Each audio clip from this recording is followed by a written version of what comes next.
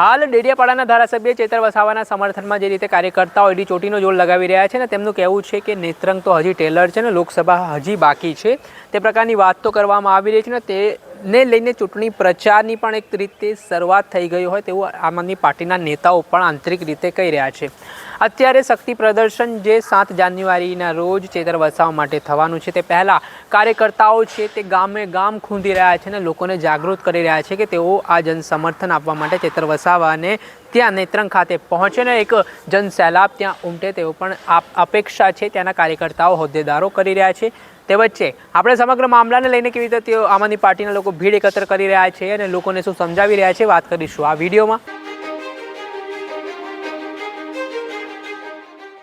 નમસ્કાર દર્શક મિત્રો, નવજીવન ન્યૂઝમાં આપનું સ્વાગત છે। હું છું ફૈઝાન। હવે આમ આદમી પાર્ટીના ડેડિયાપાડાના ધારાસભ્ય તેમના પૂરતા વિસ્તારના ધારાસભ્ય નથી રહ્યા કેમ કે તે હવે આદિવાસી વિસ્તારોમાં ખૂબ લોકપ્રિય ચહેરા બની ગયા છે અને આગામી સમયમાં હવે તો તેમના સ્ટેટસો પણ ફોન ઉપર લાગતા થઈ ગયા છે કે નેક્સ્ટ એમપી ભરૂચ સીટ એટલે કે વિશ્વાસ છે તે ત્યાંના કાર્યકર્તાઓ લોકો અને હોદ્દેદારોમાં દેખાઈ રહ્યો છે કે ચેતર વસાવા છે આ લોકસભાની સીટ જીતશે। તેના માટે કાર્યકર્તાઓ અને નેતાઓ છે એડી ચોટીનો જોર લગાવી રહ્યા છે કે લોકો ચૂંટણી પ્રચારમાં તેમની સાથે આવે ને આગામી 7 જાન્યુઆરીના રોજ જે નેત્રંગમાં એક જાહેર સભા થવાની છે તો એક ટ્રેલર હોવાની વાત કાર્યકર્તાઓ કહી રહ્યા છે અને કહી રહ્યા છે કે આગામી જે ભરૂચની લોકસભાની સીટ આવવાની છે તો તેઓ બે ગળી તાકાતથી લડશે। તેમજ આ દ્રશ્ય આપ જોઈ શકો છો કે ગામમાં આમ આદમી પાર્ટીના જે કાર્યકર્તાઓ છે તે નેતાઓ છે તે પહોંચ્યા છે। તેમાં જે મહિલા હોય, બાળકો હોય, વૃદ્ધો હોય અને જે પુરુષો હોય તમામને એક બેનર આપીને સમજાવી રહ્યા છે અને આ બેનરના દ્રશ્યો પણ સામે આવી રહ્યા છે જેમાં અલગ અલગ બાબતોનો ઉલ્લેખ કરવામાં આવ્યો છે કે ચેતર વસાવા યુવાનો માટે લડ્યા છે, શિક્ષણના મુદ્દાને લઈને આદિવાસી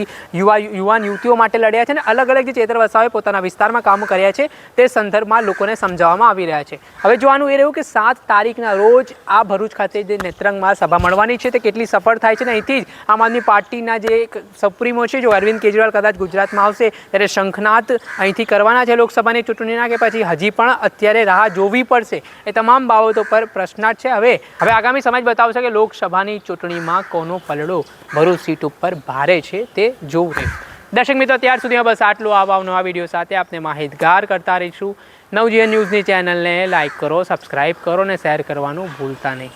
નમસ્કાર।